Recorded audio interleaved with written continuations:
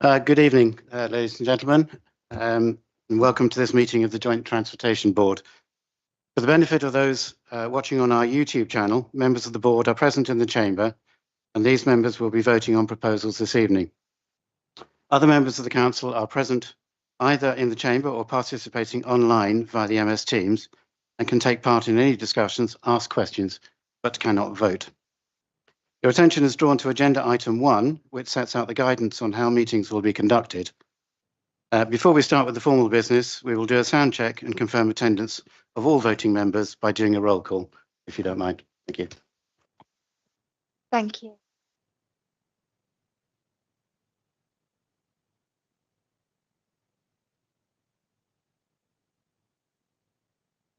Councillor Rayner. Present. Councillor Coffin. Present. Councillor Cannon. Present. Councillor Cope. Present. Councillor Crisp. Present online. Participating online. Thank you. Councillor Davis. Present. Councillor Hoskins. Councillor Thornywell. Present. Apologies been received from Councillor Dean, Councillor Ola, Councillor Hood, Present. Councillor Hudson, Present. Kennedy, Present. Councillor Steptoe, Present. Sarah Barker, Present. Sue Butterfield, Present. and Peter Leach. Present. Thank you. And just like to introduce the officers present, and hopefully there's one online as well. There is. If I could start on my left. Good evening, Andy Edwards, Head of Technical Services, Tunbridge and Moreland Borough Council. Andy Bracey, Parking Manager for Tunbridge and Moreland Borough Council. Victoria Freeman, Democratic Services Officer. And online we have Andy Watson from KCC. I hope you can hear us, Andy. I can, Chair. Good evening, Board. Thank you. So we've received apologies from Councillor Sarah Holer. We've run through the roll call so we know who's here. Substitution members, we've had one substitute, I believe. And declarations of interest, are there any directly? Sorry? No substitutes from the council, indeed. There's a calc one, I believe. Declarations of interest? None. In that case, can I sign the minutes as an accurate record of the last JTB meeting, please? Read. Thank you. Right, so item 6 is the parking update report. Now, there are 2 recommendations within the report. One is to consider the request to review the restrictions installed at Common Road, Bluebell Hill, following a request from local members. And the second is to note the current progress and approach to the parking team's work programme. I think it's probably best if we took that in 2 sections, if you don't mind. But in the interim, Andy, do you want to add anything to the first part? Thank you, Chair. So this report, as the Chair mentioned, is a general update report on work progress undertaken by the parking team. Phase 14 has now been fully installed and has been broadly successful. As Martin has mentioned, we have been in dialogue with local members in relation to Bluebell Hill and the restrictions that were installed on Common Road. Phase 15 is currently out at informal consultation as we speak, and we have taken the unusual step to include with this report the list of sites that we are consulting upon and the initial proposed plans. Further in the report, we also provide a broader update on the wider parking reviews. Yeah. Thank you. Dave, I believe you want to say some words. Yes, surely, Chairman. Thank you very much indeed. I'd like to explain why we've called this in. The viewpoint, the Bluebell Hill viewpoint, is a vantage point over on the North Downs. It has absolutely magnificent views of to the south, covering the lower Medway and way beyond. It is a magnet, and hence many visitors use a park in the well-used car park that is owned by KCC and managed by Kent Wildlife Trust. Back in 2022, it appeared that Kent Wildlife Trust were going to start charging for use of the car park. And so a request was put in by KCC to preempt the problems of significant car parking on Common Road, and also the loss of revenue from the car park for maintenance of the car park. And indeed, it was looked so bad that the reason for charging was going to be almost negated. And hence it went into the phase 14 process. However, there were issues with this particular application. Firstly, just on the night we passed it back in June 24, there was a very narrow majority in favour of the W lines of two responses, a for and one against. But that is not unusual for this thing. It rather indicated that there wasn't much problem with it within Bluebell Hill. There are 5 houses that are affected by these lines set back from the road, and these were not actually part of the consultation. And the occupants missed the public notices in the press, or those that were put out on the bridge and the lampposts.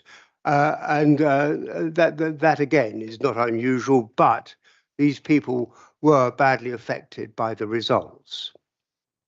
Now, in the past, Bluebell Hill hasn't had great parking problems, except for the commuter parking for buses going up to London and the parking of the cars within the village.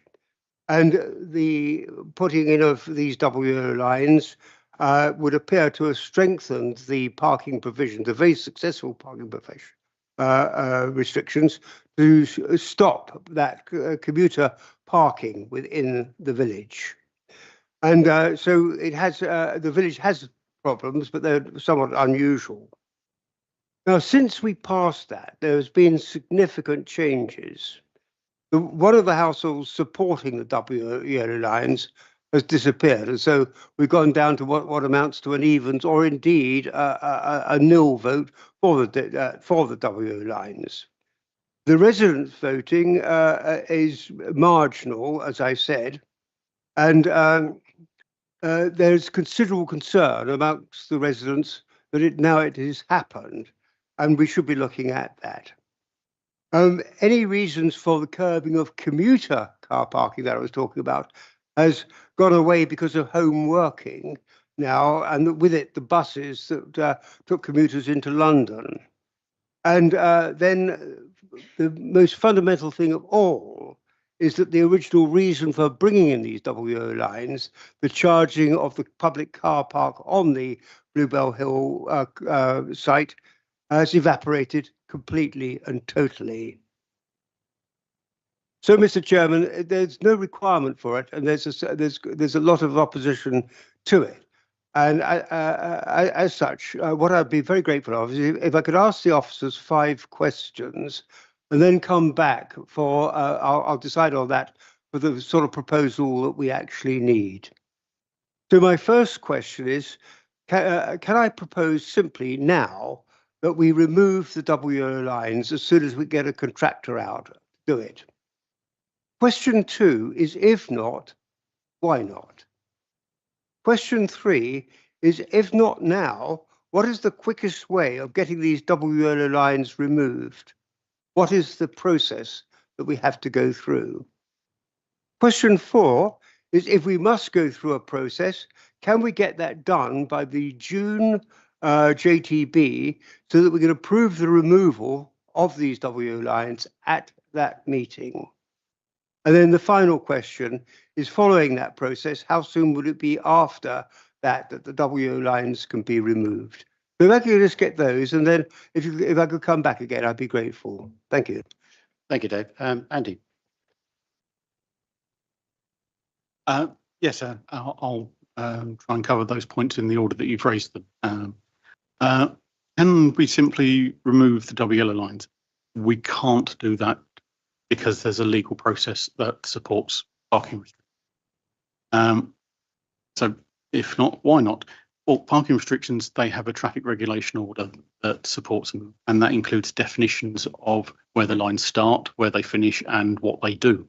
And that's the basis that any enforcement action and prosecutions move forward on. The current double yellow lines are defined from one junction to the next. And if we were to remove them, we would effectively be removing them, the double yellow lines between the junctions, not just the bits. So we'd need to be taking out bits that were there before. If not now, what's the quickest way of getting them removed? Well, we can promote a revision to the current arrangements.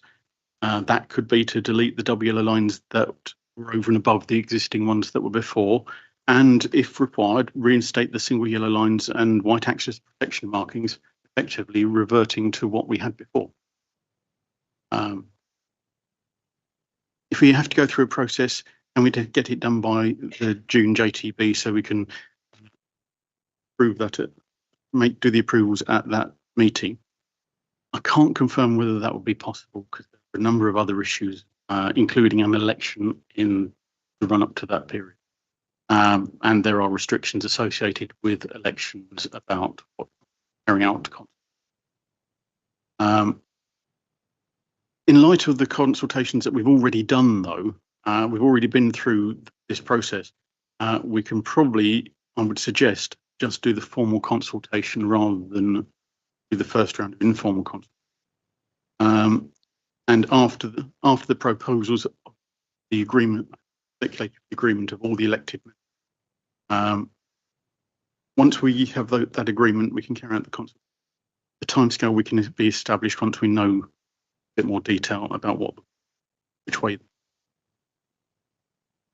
How soon after any agreement to make changes, or after any consultation and approval from the board, it would be probably 2 to 3 weeks, ranging to books and changes place. That's the sort of timescale that we're looking at. It does depend. Dave. Thank you, Chairman. Rather than me, perhaps we could just clarify. The officers could just see that they are happy with the proposal. What I'm going to suggest then is that I would like to propose to the committee that the officers conduct a correct legal review to bring a report to the next possible JTB, and if possible, the one on the 16th of June, for a final decision. That would be my proposal. Thank you, Dave. Before we look for a seconder, I believe Councillor Kennedy, you wanted to have a word. Chair, thank you very much. As the former TMBC member for Bluebell Hill and now the Kent County Councillor for that division, I just wanted to place on the record that the parking review was originally requested by me, as is on the public record, when I was informed directly by Kent Wildlife Trust that they were planning to introduce parking charges. And along with many residents in the area, we were very concerned about the effects of displaced parking as people tried to avoid those parking charges. As is now appears the case, Kent Wildlife Trust have rescinded that suggestion. And had they actually done so, then the case for the parking review falls, in my view, because it was basically predicated on that those charges being introduced. So I support fully what Councillor Davis has suggested, and I also support fully the residents who've been quite adversely affected by the imposition of these lines, even though there was a consultation. I was actually happy to second Councillor Davis's recommendation, but I appreciate other members might wish to comment before I do so. Thank you. Thank you. Are there any other members who wish to comment? In which case, we'll take you as the seconder. Are we agreed on that proposal? Great. Thank you. So if we now move on to the second part of the report, which is about phase 15. Now, I believe Shibburn Parish Council, did you want to speak? Thank you, Mr. Chairman. There is a proposal that has been submitted recently to put double yellow lines extensively up Upper Green Road in Shibburn. The proposal has come about from a complaint. We're not sure where the complaint emanated from. Parking generally in the village is not a problem. There are an existing set of double yellow lines that come off the A227 around the corners at the bottom of Upper Green Road, which is just opposite the Chaser Inn.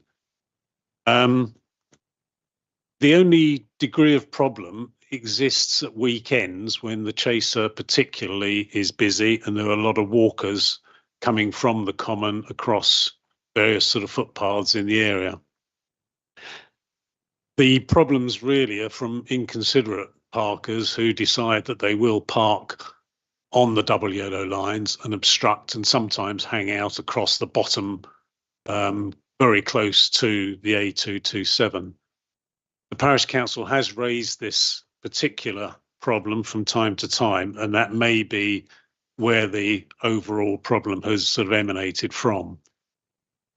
The real difficulty is the double yellow lines that are there at the moment are not enforced because most of the problem happens at the weekends. The only other time when there might be a problem is on a Thursday morning when there's a farmer's market. That's only there for 2 hours in the morning and generally gets policed by the farmer's market personnel who will go and ask people not to park on those double yellow lines. The Parish Council feel that the introduction of additional lines will actually adversely impact on the village, both to residents and business, the church and the farmer's market. The farmer's market is as much a market as it is a social venue for people to come down to. It's an important weekly event in the village and lots of parishioners and visitors look forward to coming down there and having a couple of hours spent talking to both other residents and the stall holders. And if they are obliged to park further and further away from the market, we feel that they won't use the market. It will also cause, a lot of the population and the visitors are elderly and they just won't bother coming to the market. So for 2 counts, it will actually sort of adversely affect both them individually, but also the market itself, which would probably be forced to close. The impact on the Chaser would also be quite severe. I think with the impending additional taxation levels that they're going to be experiencing in the hospitality market, they will struggle if they lose business. And we think the introduction of the double yellow lines up the road will actually force people away from using the Chaser if they can't adequately park. The scheme as we see it actually reduces the number of parking spaces that are available and will cause further complications in terms of people finding parking. Bearing in mind that the existing problems are generally caused by people being very inconsiderate, we think the level of inconsiderate parking will actually increase with the new double yellow lines, forcing people to go further away from the Chaser, parking across drives, in drives and on the verges, which will just get ruined. The Parish Council don't support the proposal. We've taken soundings from most people in the village and we haven't come across anybody as yet that is in support of them. And we feel that they would be very detrimental and we would ask for the proposals not to be processed. Thank you. Thank you very much for that. Harry, I believe you indicated next. Thank you, Chairman. Yes, I'm very supportive of the position of Shibburn Parish Council over this. I would just say that I think that double yellow lines on the corners of the proposed Upper Green Road at its junction with the A227 would be, I think, would be helpful. But not those that extend to the extent proposed in the current consultation. Now, Chairman, I'm well aware of the fact that it is a current consultation, and I don't at this stage want to predetermine the situation. But I would like to say that I've had a significant number of representations from Shibburn residents. As the Vice Chairman of Shibburn Parish Council has said, they are not seen as popular at all. And the only point that I would make is that the suggestion of double yellow lines on the corners of Upper Green Road and the A227 is that the visibility splays need to be protected, and that was something that was discussed at Shibburn Parish Council a few months ago, and it may well be that this has in part been the start of this. I can understand why the TRO would be proposed further as proposed in the consultation. But I feel that in the circumstances, if anything needs to be done, it's just the visibility protection, so that people are not drivers are not forced out onto the A227 in order to gain the degree of visibility sought for safety. And with that, there, Chairman, I'm sure this matter will come up again in June, and I look forward to addressing it in full at that time. Thank you, Harry. Robin, I believe you're next. Thank you, Chairman. I think Shibburn Parish Council have beaten me to it, really, in terms of citing all the reasons why double yellow lines wouldn't be a good idea for this area. And I'll probably just go on to add that, obviously, hospitality, particularly traditional pubs such as the Chaser, need all the support they can get at the moment. What with the impending national insurance and all the other additional costs they're facing at the moment, this is just another nail in the coffin for such establishments. And then I go on to obviously the farmers market, which I think most people know I've got fair knowledge of for one reason or another. But the same thing, the farmers market helps support the pub, and the pub helps support the farmers market. And all the yellow lines will do is affect these two really rewarding community assets, almost, really. But what nobody's mentioned actually is the church as well. That's been there a lot longer. So, you know, I'm sure in terms of weddings, christenings and all that kind of thing, that double yellow lines will then make that an issue as well for the church. So all in all, I support exactly what Shibburn Parish Council have come forward with. I also support Councillor Rayner in his proposal about potentially just making it a bit more safer to enter onto the A227 with yellow lines potentially on the corners there. So I will second that if that's going to be a proposal later on from Councillor Rayner. Thank you. Councillor Thornywell. I agree with all what the local members have said. I've sometimes parked here to do a walk and then returning to the Chaser, so I do know the Chaser. I've been to the farmers market, but less often. And I've been into the church too, but not to the services. And I think I agree with local members that putting yellow lines, double yellow lines here would be a bad idea. Thank you very much. Councillor Hood, I believe you've indicated. Yeah, thank you very much, Chair. I just want clarity, because on the map it indicates that there's existing double yellow lines on that corner. If officers, yeah, well, you can see it on the street view, you can see it as well. So can I just clarify that it says on the map, and I'm assuming that the map's correct because the officers don't normally. So, but yeah, it does seem sensible. What has come forward from the Shibburn Parish Council. Thank you. Andy, do you wish to clarify? Yes, there are existing double yellow lines at the junction along Upper Green Road. There aren't any that go along Stumble Hill and either side of the junction. And if it's minded that we ought to be doing that instead, then please let us know. There are existing white edge of carriageway markings along the side of the road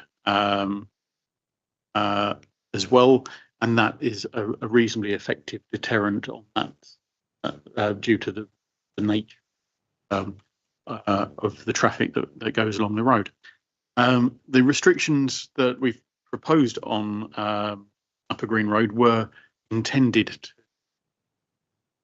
provide management of the parking along, and not to decrease it significantly, but to prevent parking from occurring on both sides, because that causes an obstruction. That's indicated also by the wooden bollards that have been placed along there to prevent vehicles from mounting the verges as well, and to provide some parking. But we've got to remember that this is informal consultation. It's us testing the water, see if there is any support. We had requests in. We've come up with proposals. The consultation, what we want out of the consultation, clear steer on whether we take this forward or not. And it looks like we're going to get a clear steer in one direction or another. And I look forward to having a definitive. Thank you. Does that clarify it for you? Thank you. Wendy, online. Thank you, Chair. I was just going to concur with what everybody else has been saying, but they've all said it now anyway. Thank you. Thank you very much. Harry, you've indicated you'd like to speak again. Thank you for letting me come back, Chairman. Just to clarify the position there, the thoughts I put forward in terms of double yellow lines on the corner is my personal position.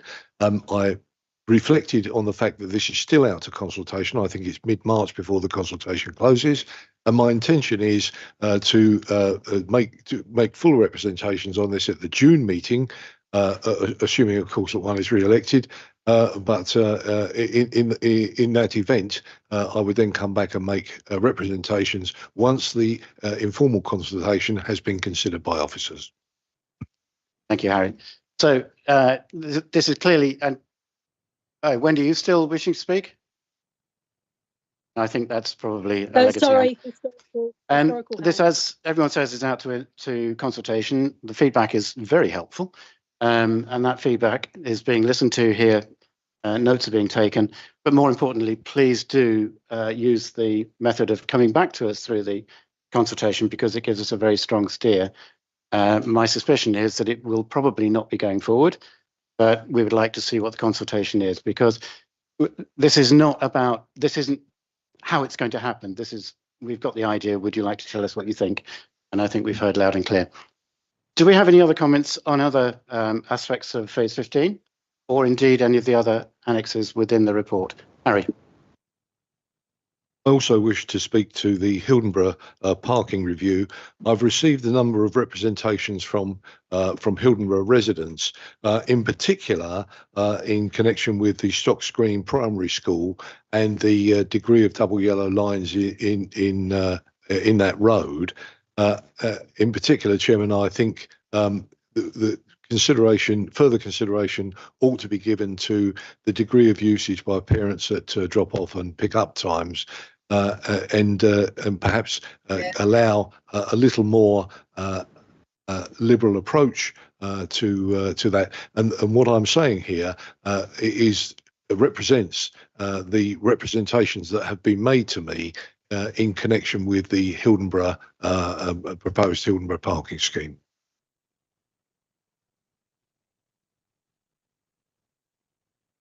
If I can just come back on that one, the formal consultation has closed. We're going through the responses on that now.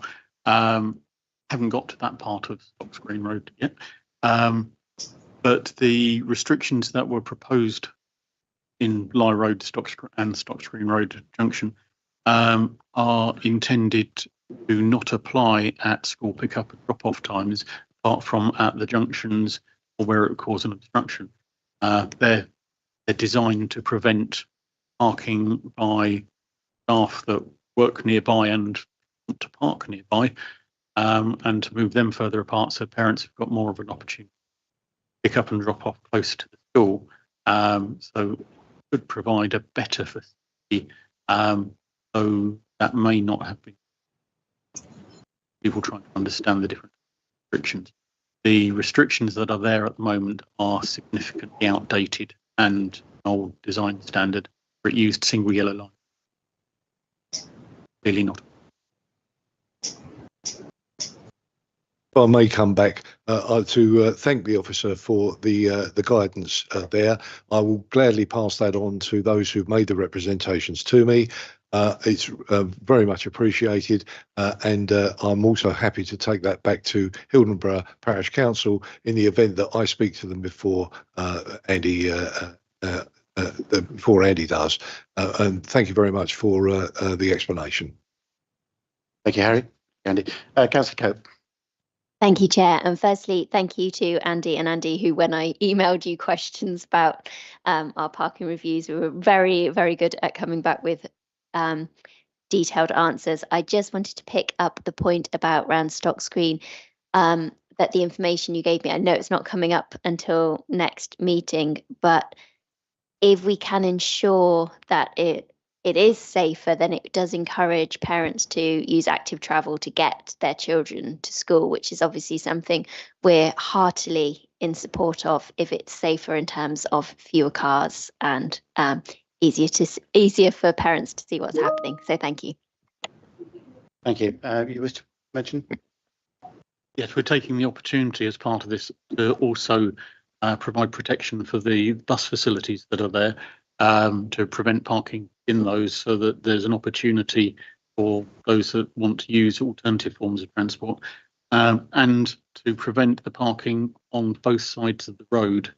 At the moment we have long stay parking, which is one side of the road and the parents park on the other side, and it gets very narrow and you get quite a lot of conflict. So if we can manage that so that parking on one side doesn't happen and the parking on the other side only occurs at school time, you then have more opportunity for parents to pick up, drop off, or use alternative facilities. And we can keep them off the junction where they really should. Thank you. That sounds brilliant. Buses, active travel, love it. Thank you. Always here to help. Mike Taylor, online. Thank you, Chairman. I just wanted to take the opportunity. This isn't about phase 15, but while we've got our parking officers in a public forum, I wanted to take the opportunity of thanking them for the work they've done with KCC and coming up with a viable scheme for Darkhill Road in Borough Green and Ighton, where we had a serious problem with HGV parking. And the compromise solution will still allow some HGV parking, but make it much safer for drivers going through there. Thank you very much. Thank you, Mike, for your comments. Wendy, you still have a hand up, or is this a new hand? Yes, page 24, the Y Road one, which I know is one that Mike called in, but I think that having a permit parking all the way down Y Road and Annett's Hall is going to be very much over the top. I think you are going to get a lot of consultation on that. I understand why, but because of the issue of people parking at the top of Y Road, but to actually take it all the way down and round the residential area, which is a dead end anyway. Yeah, it's a bit over the top. I was brought up in Annett's Hall, so I do know it very well. Thank you. Thank you, Wendy. And obviously the same response is please arrange for people to come back on the consultation, and then we can take an informed decision on whether it's required or not. Are there any other comments on this report, please? In which case, can I suggest it's noted? Thank you very much. So next item is the Highways Forward Works Programme, which you will have read in the agenda. We requested any questions that you may have in advance so that they can be put to Andy Watson, who can then find the answers. None were received, but does anyone have any comments or questions on that report tonight? And if there needs to be any answers gleaned, then I'm sure they'll be circulated by email. Dave. It's not a query. It's on page 74. I was a little bit confused on the fourth one down Rochester Road, Aylesford, Waltham, from the Bridgewood roundabout to the county boundary. And it's just a resurfacing sort of treatment. I wasn't quite clear where that was. I don't know if it's possible to sort it out. There seems to be some distance between the various points mentioned. Thank you. Andy, do you happen to know the answer, or do you need to come back with an answer? No, of course I can answer that. No, the plans are to surface dress that section from the Bridgewood roundabout down to the county boundary. That is planned for the 25-26 calendar year. As it says there on the actual forward works programme, we don't have an accurate date at the moment, but that will become more available nearer the time once permitting and the works have been scheduled. Does that help? I think so. I think that part of the Bridgewood roundabout might conceivably be in the parish of Waltham, given the sort of strange the strange routes that parish boundaries take. You've got to be a real nerd to follow them. Thank you, Dave. Any other question? Yes, Councillor Hood. Thank you very much, Chair. Yeah, I'd just like to ask Mr. Watson about the junction of Hyme Lane and Hadlow Road on the A26, which is the surface there is breaking up. I'd just like reassurance that is that the works to remedy that are being planned. Thank you. Andy, did you hear the question? Yeah, I did. Thank you. Yeah. Good evening, Mark. Yes, as you know, I've been in contact with you and discussed this matter. We are planning to resurface that section. Core samples have been taken, and we're currently awaiting the proposal from the cores. We should have them back very shortly, and we'll be moving ahead, in theory, hopefully within the school holidays, to carry out resurfacing. Thank you very much. Are there any other questions, or can we note that report? Noted. Thank you. Obviously, JTB is a relatively informal committee, so I am going to ask, are there any other matters that anyone wishes to raise? Stunned silence, so I'd say no. There are no urgent items. Hello. Hang on. Oh, Wendy. Sorry. I thought I'd just put my hand up again. Sorry, Martin. Could I just ask on the drainage report, the A25 outside the Memorial Hall in Platt was cancelled and it says to be rebooked. Is there any idea about how long it's going to take to actually get to it? Because when it rains, it floods that part of the road and kids walking to school end up going to school soaked in road dirt, which is not very nice because it's full of sand from the sand pits. Thank you. Thank you, Wendy. Andy, do you have an answer, or I believe Harry might have an answer? I don't have an answer, but I can certainly take notes and find out for you, Wendy. Yeah, my understanding is, having spoken to one of the drainage officers on this matter last week, I'm trying to think of I think it's Mr.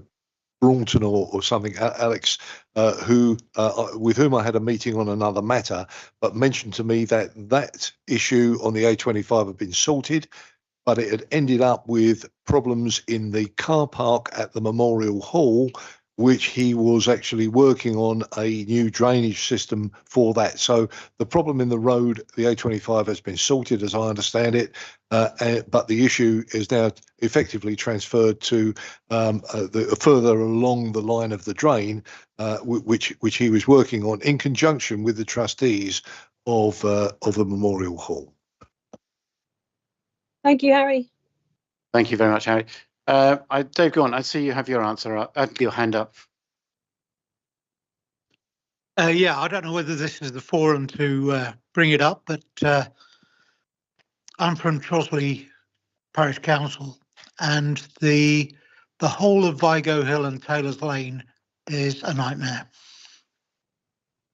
Andy knows the area quite well, and I'm just wondering, what can we do about it? Thanks. Thank you, Dave. I think we all recognise that the Vigo Hill is quite atrocious, thanks to sewage and water mains. I think we'll take that up outside the meeting, if you don't mind. Thank you. On that basis, are there any other matters to be raised? No. Any urgent items? None received, and therefore the meeting is now closed at 8:15. Thank you very much for your attendance.